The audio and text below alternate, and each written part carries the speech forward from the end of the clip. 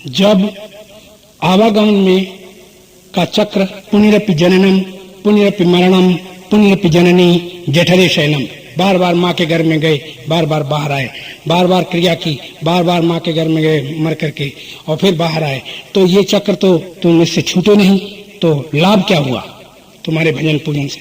तो उन्होंने कहा नहीं, मैं इसके बाद ऐसी जगह जाऊंगा कि जहां परम शांति परम आनंद है। तो हमने कहा जब परमानंद में जाओगे तो फिर क्या होगा? बोले परमानंद में जाकर के मौज लेंगे तो फिर क्रिया करोगे कि नहीं? तो उन्होंने कहा फिर क्रिया समाप्त हो जाएगी। तो हमने कहा बहुत ठीक, तो अंत में तुम्हारी क्रिया समाप्त हो जाएगी? तो बोले हाँ। तो हमने कहा हमारी क्रिया पहले ही समाप्त है, इसलिए तुम इतना सब चल करके वहां गए और तब तुम्हारी क्रिया समाप्त हुई। हमारी क्रिया तुमसे हर क्रिया करने से पहले ही समाप्त है, इसलिए जब लौट के तुम हमारे ही पास आओगे तो क्रिया करना अभी क्यों? उसी समय से वो हमारे इन शब्दों से इतने प्रभावित हुए कि वो प्रवचन सुनने लगे। और फिर से मैं ये बात कहता हूं, आज जो संसार है उसकी कहानी ये है कि एक व्यक्ति यहां से मेरठ जा रहा था। तो जब मेरठ जा रहा था तो रास्ते में मेरठ नाम का एक रोड के ऊपर मील का पत्थर था जिसमें मेरठ लिखा हुआ था। तो उस जाने वाले व्यक्ति ने मील के पत्थर पर देखा कि मेरठ, तो उसने कहा मेरठ आ गया, उसने जाना मेरठ आ गया, तो मील के पत्थर को पकड़ के बैठ गया। बहुत देर से बैठा रहा, कोई व्यक्ति आया, भैया यहाँ कैसे बैठे हो? तो उसने कहा कि यार मेरठ जाना था, मेरठ पहुंच गए। बोले कहाँ मेरठ? बोले पढ़ना ले, ये मेरठ, ये आ गया, ये जो मेरे हाथ में ये मेरठ। उन्होंने कहा पागल है, पीछे नीचे पढ़। बोले नीचे क्या पढ़े? बोले नीचे देख 40 किलोमीटर लिखा है। 40 लिखा है? बोले हाँ। तो बोले जो 40 लिखा है इसका क्या अभिप्राय? अरे बोले इसका अभिप्राय मेरठ यहाँ से 40 किलोमीटर दूर है। अरे तो मेरठ ये है इसमें लिखा? अरे नहीं, मेरठ 40 किलोमीटर दूर है। तो बोले कैसे?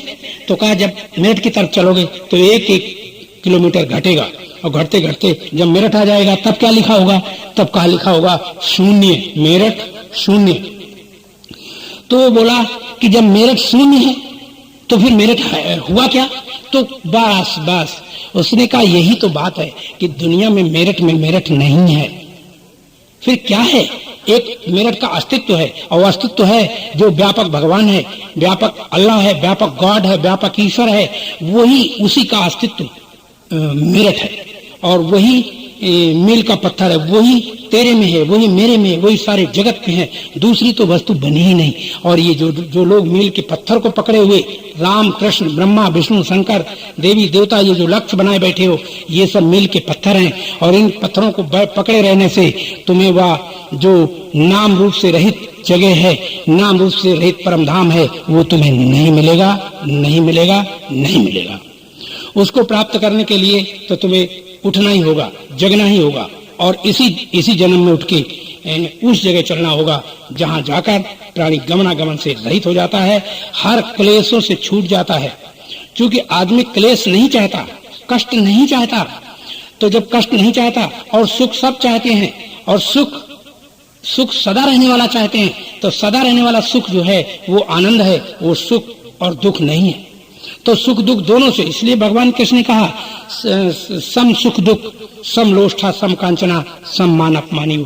सुख दुख समान है जिसके लिए सोना और पत्थर और मिट्टी समान है, तो वो परमात्मा के प्राप्त करने योग्य है, वो परमात्मा को प्राप्त करने में समर्थ होता है। और जिसकी दृष्टि में ये सृष्टि अलग अलग प्रतीत होती है, वो अभी विद्यार्थी है, अभी वो विद्या को लिए हुए बैठा है, और वो मील के पत्थर को थामे हुए और उस परम पद को प्राप्त करने की बात कहता है जिसका कोई नाम नहीं है। और वो जिसका नाम नहीं है, वो व्यापक के नाते तुम्हारे पैर के नीचे अब है, बाहर ढूंढने की जरूरत नहीं। इसीलिए ऋषियों ने कहा था कि काहे रे बन खोजन जाई सर्वनिवासी सदा अलेपा तो ही संग समाई। तेरे साथ है वो, और वो अलेपा कौन है? तो मेरी आंख तो अलेपा है नहीं, मन अलेपा है नहीं, बुद्धि अलेपा है नहीं। अलेपा का मतलब जिसके साथ कोई चीज जुड़ी ना हो।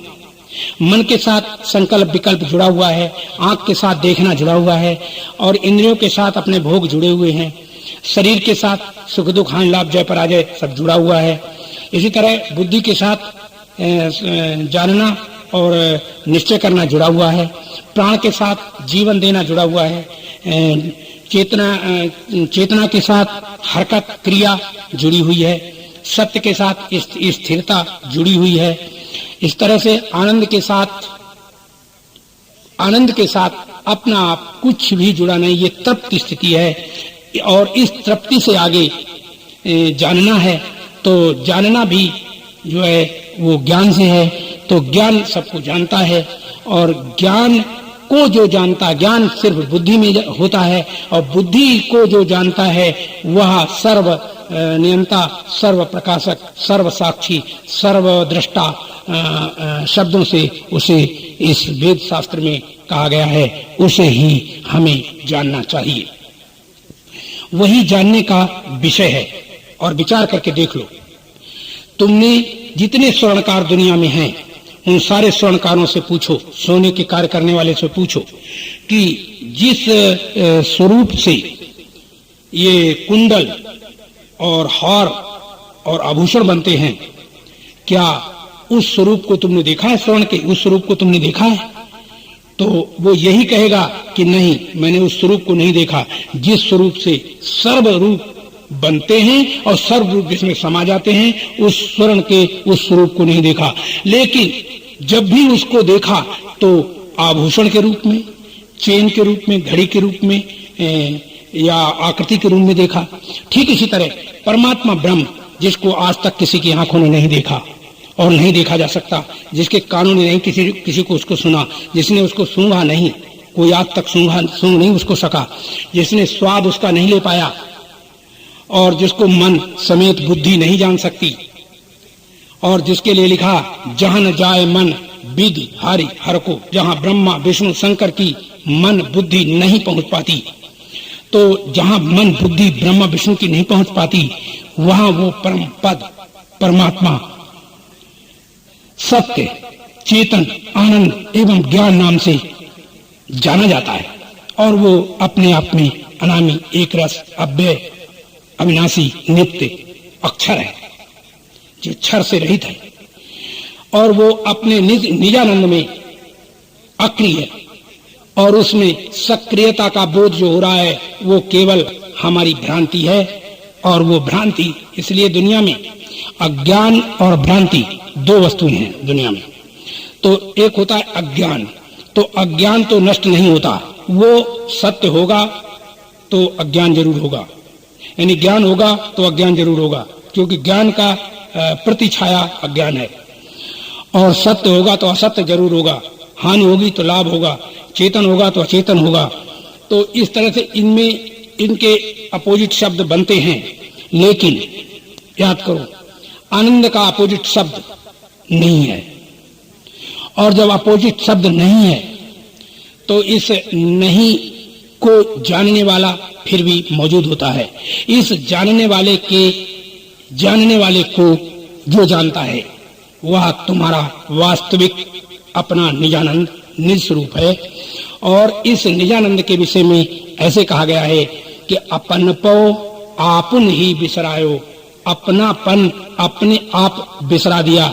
हमारे यहाँ ऋषियों ने कहा खुद ही पर्दा है दीदार के लिए, वरना कोई नकाम नहीं यार के लिए। खुद ही पर्दा, तुम्हारी अपनी अहमियत, तुम्हारा अपना अहम ही पर्दा है खुद ही के लिए, माने अलगाव के लिए। परमात्मा से अलग तुम कब हो गए? जब तुमने अपने आप का नाम स्त्री पुरुष, चाची दादी, बहन बेटी, गुरु पीर रख लिया। इसी बात को समझाते हुए वेद ने ऐसे कहा था। वेद ने कहा वर्णाश्रमाभिमाने न दासो भवेन नरा, वर्णाश्रम विहीनो ही वर्तते श्रुति मूर्धनि। वेद ने कहा वर्णाश्रमाभिमाने न दासो भवेन नरा, वर्णाश्रम, जिसको वर्णाश्रम का अभिमान है कि मैं ब्राह्मण, क्षत्रिय, वैश्य, शूद्र हूं, मैं चाची दादी, गुरु पीर, माँ बाप, बहन बेटी हूं, तो जिसे ऐसा अभिमान है अपने ऊपर नाम रूप का जिसने चादर उड़ रखी है, तो ये जो अभिमान जिसको ऐसा है उसके ऊपर राज, वेद, गुरु आदि आदि आदि सबका दंड है और उसकी निवृत्ति है उसकी सबकी सेवा करना। जिसके ऊपर राज्य वेद गुरु आदि सबका दंड है और वह सबकी सेवा करे। अच्छा, और जो अपने आप को ब्राह्मण, क्षत्रिय, वैश्य, शूद्र, चाची, चाचा, गुरु, पीर, संत, महात्मा, ब्राह्मण, राम, कृष्ण, ब्रह्मा, विष्णु आदि नहीं जानता और अपने आप को इतना ही जानता है कि मैं हूं, मुझसे अलग, क्योंकि मुझे कभी अपने होने पर संदेह नहीं है, पिता के होने पर संदेह है, माता पिता के होने पर संदेह है, देवी देवताओं के होने पर संदेह है कि पता नहीं गोरे थे, काले थे, बुढ़िया, बुढ़े थे, जवान थे, कौन थे, क्या थे, कैसे थे, ये सब प्रश्न उठते हैं। लेकिन हम अपने पर आज तक ये प्रश्न नहीं उठा पाए कि हम गोरे हैं, काले हैं, बुढ़े हैं, जवान हैं। हाँ, हम अपने आप में इतना हम जानते हैं कि हम हैं और हमारा होना कोई नकार नहीं सकता, और जिसका होना कोई नकार नहीं सकता वही तो तुम्हारा असली स्वस्वरूप है। और उस स्वस्वरूप को से जो लोग अनभिज्ञ रहना चाहते हैं अथवा रहते हैं, वो इस संसार में प्रमादी कहे जाते हैं। वेद शास्त्रों में उन्हें प्रमादी कहा गया है। जो प्रमादी होता है वह उस परमात्मा तक पहुंचने में असमर्थ होता है। क्यों कि प्रमादी मील का पत्थर को पकड़ के जैसे बैठ जाता है, ऐसे ही वो फिर आगे जाना बंद कर देता है। कहता है जहां आना था आ गए, जहां पहुंचना था पहुंच गए। ये उसकी भूल है। जहां पहुंच जाता है आदमी, वहां से फिर आगे इतर और जाने की इच्छा होती है। और जब जहां पर आना जाना, मिलना बिछड़ना, पाना खोना समाप्त होता है, वहां परम पद मोक्ष पद है और शाश्वत और सत्य है। उस सत्य परम पद मोक्ष को जो लोग नहीं जान पाते, वह नाना क्रियाओं कलापों में पढ़कर और नाना गुरुओं के चक्कर में आकर, तो हमारे यहाँ तो ये कह दिया गया है, गुरु ज्ञान चक्कर में रह गए और चेला बीच धार में बह गए। और गौरी, और जब गुरु ज्ञान चक्कर में रह गए, वो तो गुरु ज्ञान देते रह गए और चेला बीच धार में बह गए। और जब इनकी दशा फिर क्या होगी? जब गुरु बह गए और चेला बह गए तो इनकी दशा फिर क्या होगी, तुम बताओ। तो याद करना, गुरु ज्ञान चक्कर में रह गए और चेला बीच धार में बह गए। और गौरी अपने ज्ञान में कह गए, मत भटको संसार में, तुम्हें और कहीं नहीं जाना है।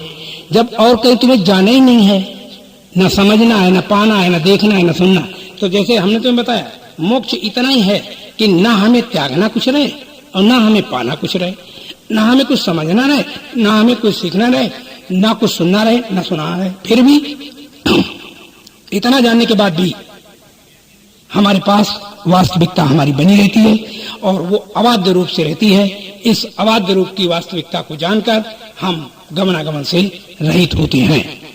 इतना जब आदमी समझ जाता है तो और कुछ शेष जानने जैसा नहीं रहता। तीसरी स्थिति में हम जब जाते हैं तो वहां हम ये पाते हैं कि जो चीज मिलती है वो बिछड़ती है, जो चीज बनती है वो बिगड़ती है, जो उदय होती है वो अस्त होती है, जो जन्मता है वो मरता है। इसी बात को नानक साहब ने इस प्रकार कहा, जो उगए सो आत हुए, फूले सो कुमिलाए, जो पकड़े सो गिर पड़े, जन्मे सो मर जाए। शास्त्र का ये नियम है कि संयोग में वियोग निश्चित है। अगर तुम्हें कोई आकर की वस्तु मिलेगी तो वो एक दिन तुमसे छूटेगी। तो जब संयोग वियोग, तो अगर तुम्हें कर्म कांड पूजा पाठ तप जब ध्यान समाधि इत्यादि से भगवान भी आकर मिलेगा तो वो तुम्हें कालांतर में तुमसे छूट जाएगा, वो भगवान नहीं होगा, धोखा होगा। तो इस दुनिया में, इस धोखे में मत भूलो, संसार में जहां धोखा ही धोखा है, कोई संसार मत भूलो। तुलसीदास ने कहा, पराधीनता दुख महा, सुख जग में स्वाधीन, और तुलसी सब सुख होते हैं अपने ही अधीन। अपने ही अधीन सारे सुख हैं। ये नहीं कि राम के अधीन है, कृष्ण के अधीन है, विद्या के अधीन है, तप के अधीन है, जप के अधीन है, स्वर्ग के अधीन है। नहीं, स्वर्ग के अधीन कुछ नहीं, तुम्हारे ही अधीन है। तुम्हें अपनी स्वतंत्रता का बोध करना चाहिए। ये स्वतंत्रता तुम्हारा परम धर्म है। इस स्वतंत्रता को जो जान लेता है वो इस जीवन में सदा सदा के लिए मौज लेता है और मौज लेकर अपने जीवन को चैन और शांति में आनंदित होकर मस्त रहता है। अपनी स्वतंत्रता को इस तरह आप समझें, सारी दुनिया के भगवान, सारी दुनिया की देवी देवता अवतार, सारी दुनिया की शक्ति, सब एटमी शक्ति, हाइड्रोजन शक्ति, जितनी दुनिया में शक्ति हो सकती हैं, अगर मुझ निहत्थे पर अकेले एकदम सब प्रहार करें और भगवान देवी देवता आकर के हमको अपनी बाहों में जकड़ दें, फिर भी सच बताओ हम इनकी बाहों से इस शरीर को छोड़ के निकल जाएंगे कि नहीं? अगर हम निकल गए तो भगवान ने भी हमें नहीं बांध पाया। यही हमारी परम स्वतंत्रता है। इस स्वतंत्रता पर कोई अंकुश नहीं लगा सकता। यही हमारा वह शाश्वत शक्ति है जो मेरे सदा अंडर में रहती है। और मेरे को कोई किसी भी तरह से दो भाग नहीं मेरे कर सकता। कोई ऐसी शक्ति नहीं, कोई ऐसा देवी देवता नहीं। विष्णु का चक्र, शंकर का त्रिशूल और ब्रह्मा के खड़ग और इंद्र की गाज मेरे ऊपर जहां हम हैं वहां नहीं मुझे छू सकते। क्यों?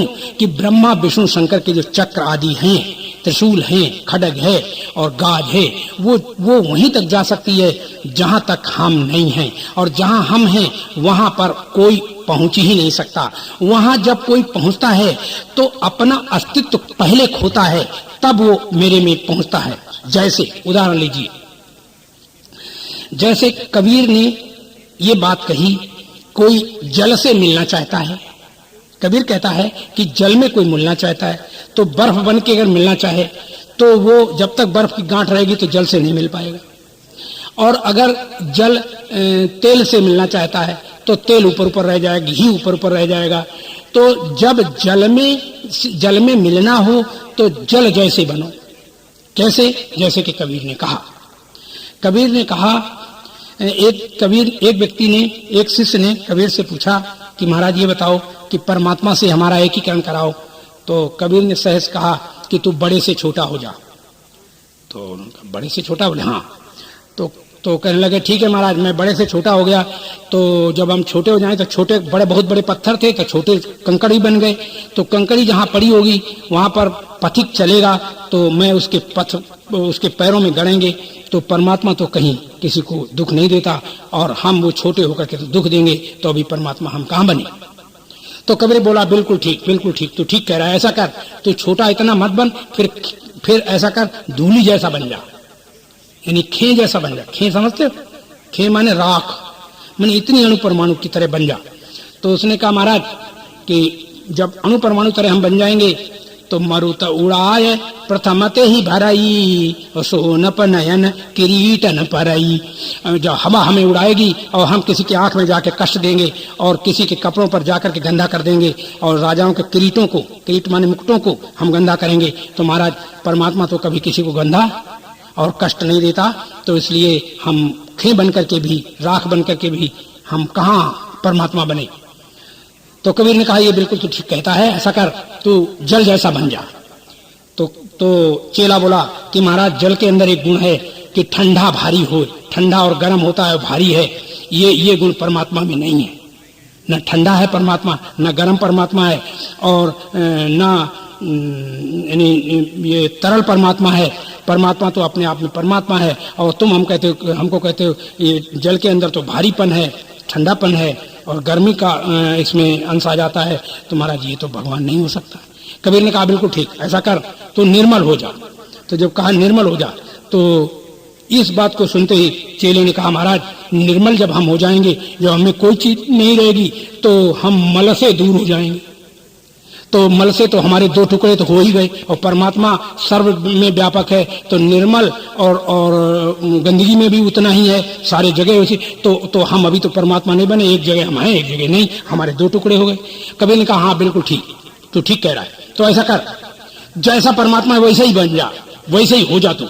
तो उसने कहा बस मैं समझ गया महाराज। कहा चेले ने पूछा कैसे? तो उन्होंने कहा देख, जब जल से मिलाओ, जल में मिलाओ, तो जितना जल में हम डाल देते हैं तो वह जल पुनः कोई निकाल ही नहीं सकता और वही जल रह जाता है। तो जब वही जल ही हो जाता है, ऐसे ही परमात्मा से मिलने के लिए हमें परमात्मा बन के ही वहां जाना पड़ेगा हमें। जैसे स्वप्न में तुम स्वप्न देख रहे हो और हमें तुम्हारे पास पहुंचना है, तो स्वप्न में हम बन के स्वप्न के और तुम्हारे पास जा सकते हैं। लेकिन अगर हम चाहें कि हम सीधे ही तुम्हारे पास, तुम सपने में देख रहे हो और हम बाहर बैठे हैं, तो हमारा तुम्हारा एकता नहीं होगी, मिलना नहीं होगा। तो इसी तरह परमात्मा को जब कोई पाना चाहता है तो प्यारे परमात्मा बन के ही मिल सकता है। परमात्मा से अलग होकर के कभी कोई परमात्मा से मिल नहीं सकता। समझ गए आप? इसके बाद हमारे यहाँ एक शिष्य ने पूछा कि गुरुजी हमें बताओ,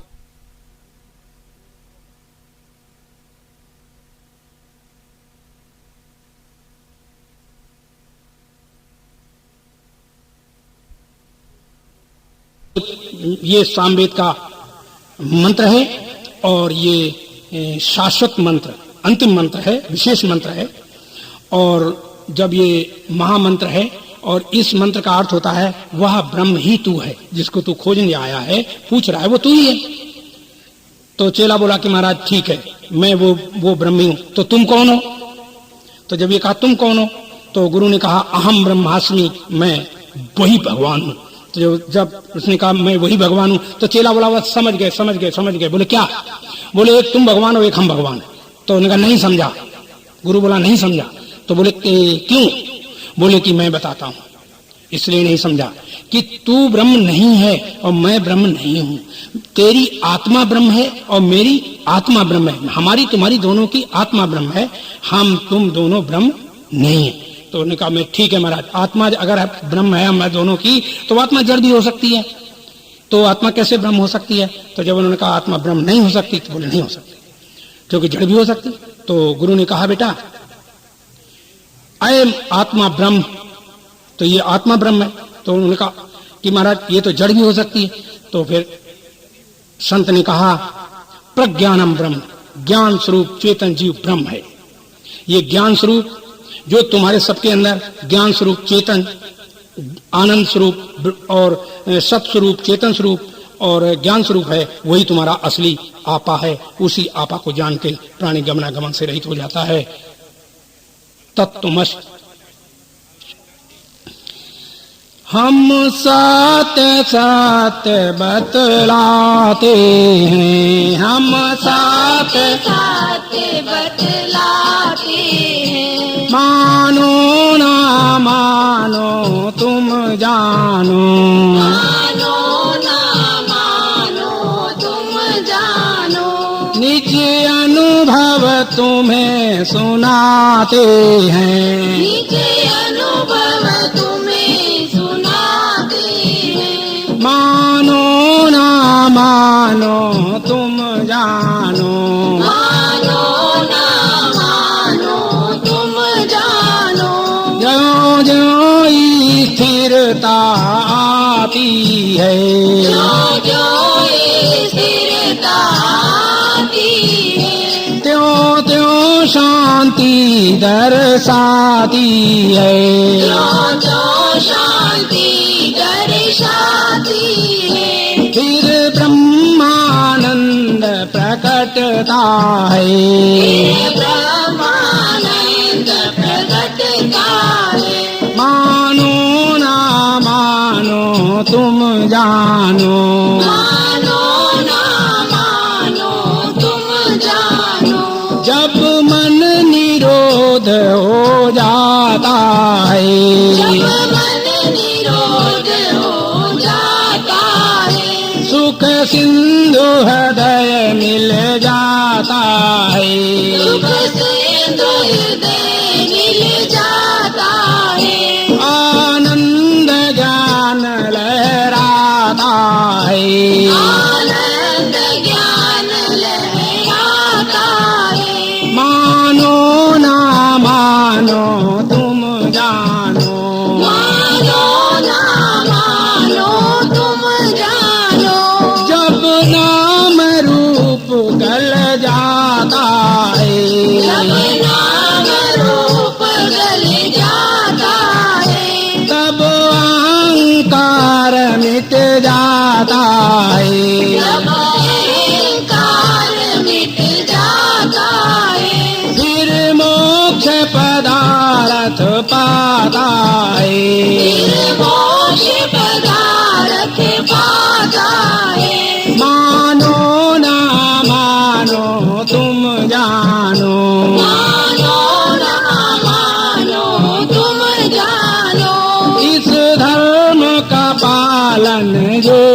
करते, धर्म का पालन जो करते, भगवान उन्हें निज बल देते, भगवान उन्हें निज बल देते, वे अमृत जीवन पालेते, अमृत जीवन पालेते।